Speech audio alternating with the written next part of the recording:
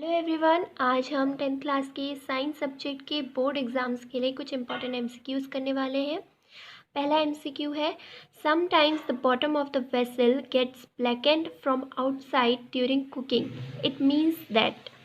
हमसे क्वेश्चन में पूछा जा रहा है कि जब हम कुकिंग करते हैं किसी बर्तन में तो वो बर्तन नीचे की तरफ से बाहर साइड से ब्लैक हो जाता है, तो इसका रीज़न क्या है। हमें पहला स्टेटमेंट दिया है the fuel is wet, second है the fuel is not burning completely, third है insufficient amount of oxygen is available, fourth है the food is not cooked completely.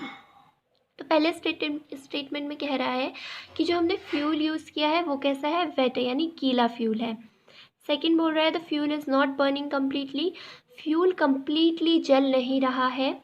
Third है insufficient amount of oxygen is available, यानी कि oxygen जो present है वो कम amount में प्रेजेंट है, इसलिए ऐसा हो रहा है। फोर्थ है the food is not cooked completely, यानी कि जो हम खाना पका रहे हैं वो कम्प्लीटली नहीं पका हुआ है।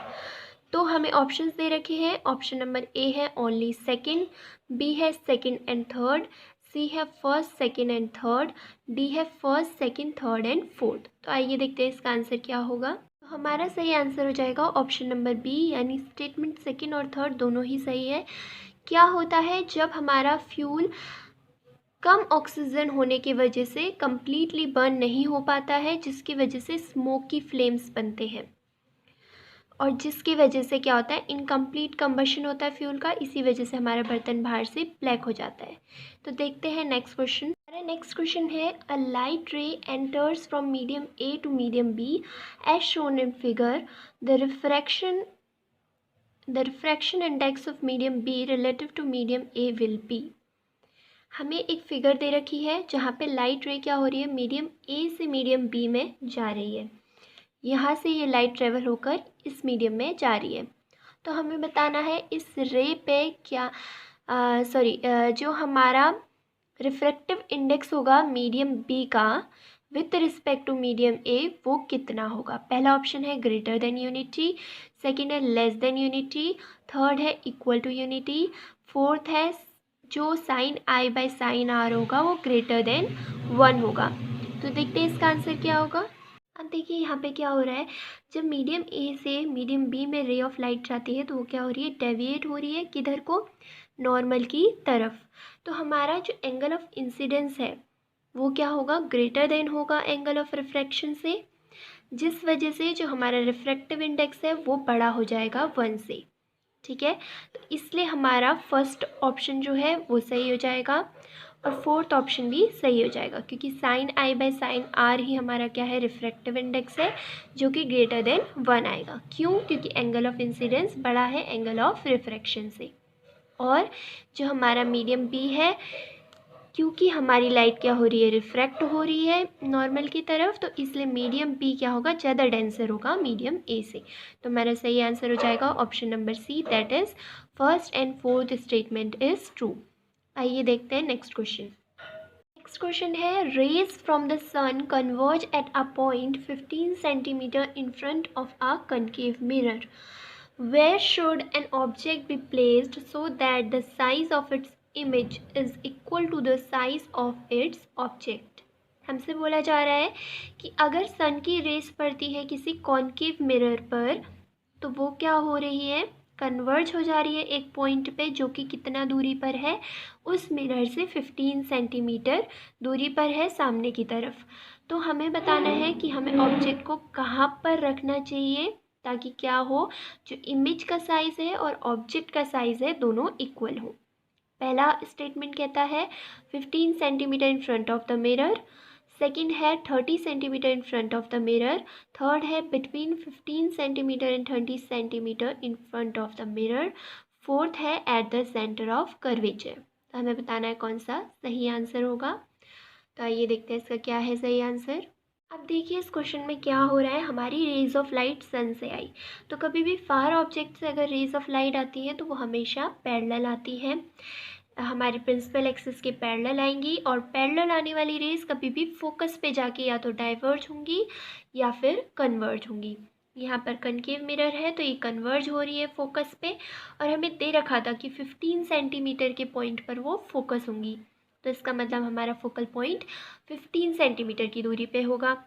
ठीक है, और हमने पढ़ा हुआ है कि अगर हम ऑब्जेक्ट को कहाँ रखते हैं, सेंटर ऑफ कर्वेचर पे रखते हैं, तभी हमारी ऑब्जेक्ट और जो इमेज है दोनों का साइज़ सेम होता है। इसलिए हमें ऑब्जेक्ट को अब कहाँ पे रखना पड़ेगा, सेंटर ऑफ कर्वेचर पे रखना पड़ेगा। और हमें पता है सेंटर ऑफ कर्वेचर क्या होता है, फोकल लेंथ का ट्वाइस होता है, यानी डबल होता है। तो जब हमारा फोकल लेंथ 15 है तो सेंटर ऑफ कर्वेचर कितना हो जाएगा, 2 × 15 यानी 30 सेंटीमीटर। तो हमारा करेक्ट ऑप्शन क्या हो जाएगा, ऑप्शन नंबर सी, यानी कि सेकेंड स्टेटमेंट और साथ ही साथ में फोर्थ स्टेटमेंट दोनों ही सही है। तो आइए देखते हैं नेक्स्ट क्वेश्चन।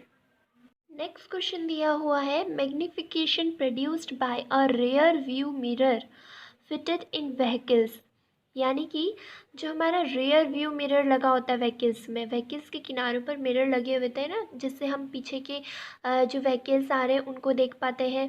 तो वही पूछ रहा है उस मिरर का जो मैग्निफिकेशन होगा वो कैसा होगा। पहला ऑप्शन दिया है लेस देन 1 होगा, यानी 1 से छोटा होगा। बी दिया है मोर देन 1 होगा, यानी 1 से ज़्यादा होगा। सी दिया है इक्वल टू 1 होगा, 1 के बराबर होगा। डी दिया है या तो कम होगा या ज़्यादा होगा 1 से। ये डिपेंड करेगा उस ऑब्जेक्ट की पोजीशन पे, जो उस मिरर के सामने ऑब्जेक्ट आएगा उसकी पोजीशन पे डिपेंड करेगा। तो देखते हैं इसका क्या सही आंसर होगा।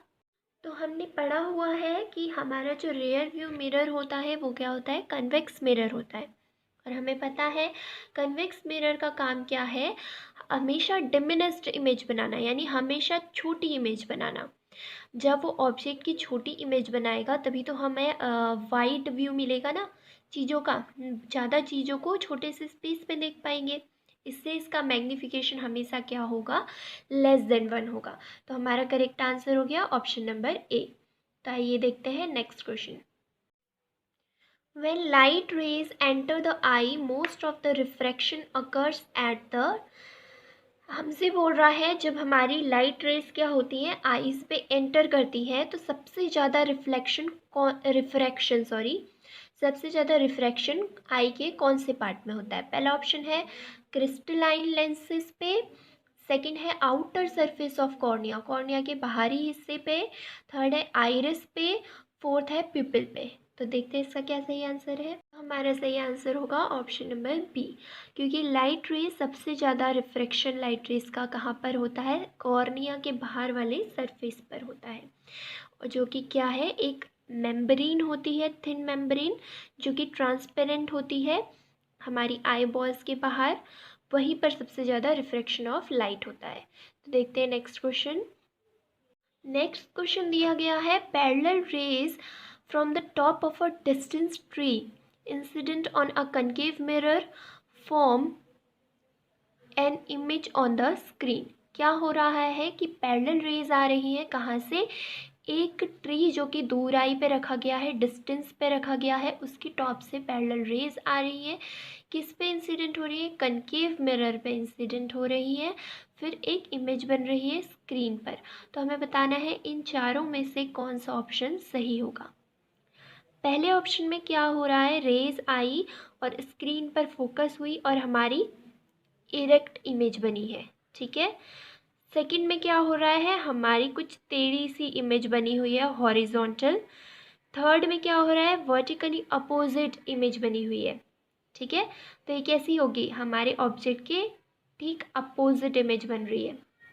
और फोर्थ क्या हो रहा है, फिर से वही है, हॉरिजॉन्टल इमेज बन गई, ठीक है। तो देखते हैं इसका क्या सही आंसर होगा।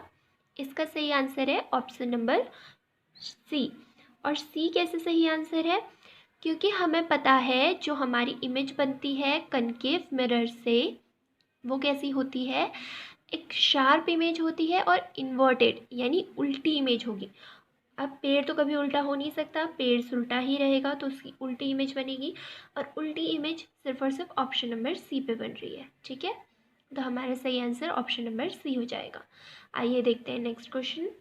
हमारा नेक्स्ट क्वेश्चन है बायो का। इस पे हमें क्या दे रखा है, एक डायग्राम दे रखा है। हमें बताना है कि ये डायग्राम किस चीज़ को शो करता है। पहला ऑप्शन है बाइनरी फिजन इन अमीबा, मैंने ये टॉपिक आपको पहले ही पढ़ा दिया है, अमीबा का शेप ऐसा नहीं होता है, तो ये अमीबा तो हो ही नहीं सकता। सेकंड ऑप्शन है रीजेनरेशन इन प्लानेरिया, ये मैंने आपको नहीं पढ़ाया अभी। थर्ड है बडिंग इन यीस्ट, बर्ड्स मैंने आपको दिखा दिए थे कैसे होते हैं, तो ये भी गलत ऑप्शन हो जाएगा। फोर्थ है फ्रेगमेंटेशन इन स्पाइरोगायरा, इन दोनों में से कोई भी एक आंसर हो सकता है। अब यहाँ पे जो फिगर में हमारा ऑर्गेनिज्म बना है ये होता है प्लेनेरिया, ठीक है। और इस पे क्या होता है, हमारा प्रोडक्शन कैसे होता है, रीजेनरेशन होता है प्लेनेरिया में, जिस पे क्या होता है एक पूरा का पूरा नया ऑर्गेनिज्म बनता है, किससे, पुराने वाले ऑर्गेनिज्म के एक बॉडी पार्ट से। तो सही आंसर क्या हो जाएगा, B option, that is regeneration in planaria. तो आज के लिए इतना ही, ऐसे ही क्वेश्चंस के लिए हमारे चैनल को सब्सक्राइब कीजिए। मिलते हैं नेक्स्ट वीडियो में।